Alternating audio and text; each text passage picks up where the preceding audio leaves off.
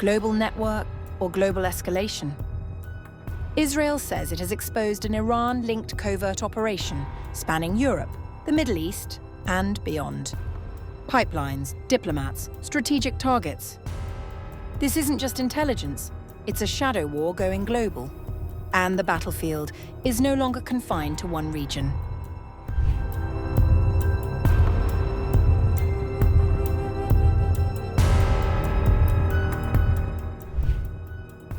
A major covert network linked to Iran's Islamic Revolutionary Guard Corps has been exposed, with Israeli security agencies revealing what they describe as a coordinated global effort to target strategic infrastructure and senior officials. In a joint operation, Mossad, the IDF, and Shin Bet detailed how the network operated across multiple regions, including Europe, the Middle East, and the Caucasus. The exposure follows weeks of intelligence gathering, arrests, and targeted strikes under what Israel calls Operation Rising Lion. At the center of the plot was an attempted attack on the Baku-Tbilisi-Ceyhan oil pipeline, a critical energy corridor running through Georgia and Turkey.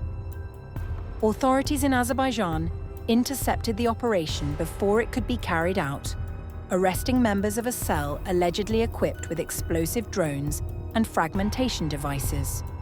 Investigators say the group had already conducted surveillance on multiple targets, including Jewish institutions and diplomatic sites.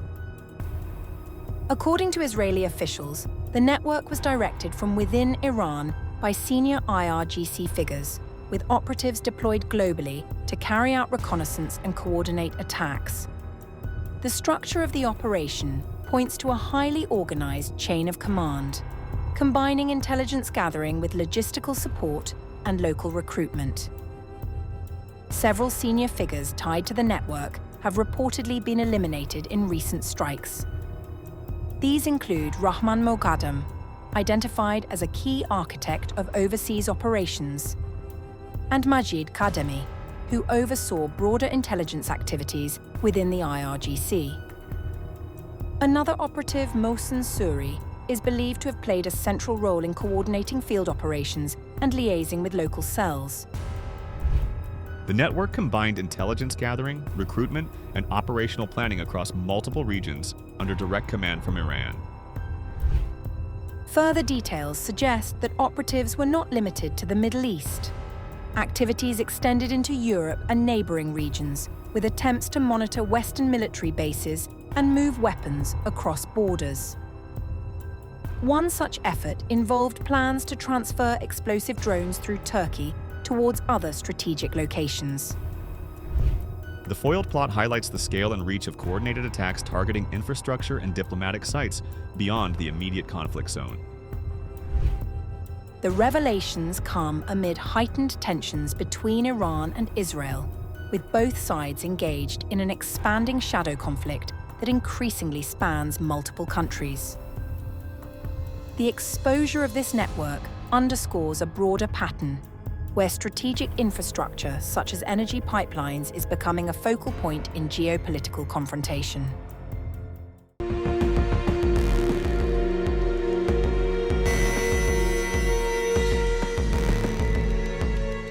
The conflict between Israel and Iran has entered a dangerous new phase, with a series of overnight strikes and counterattacks intensifying tensions across the Middle East.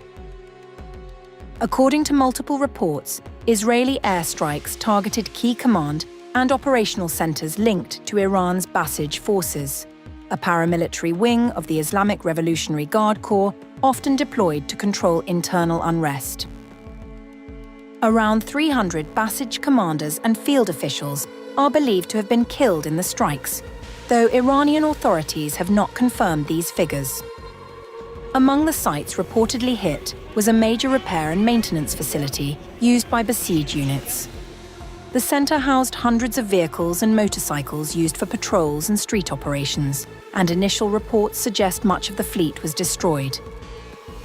Other strikes targeted facilities linked to the Mohammad Rasulullah Corps, the IRGC unit responsible for the Greater Tehran area.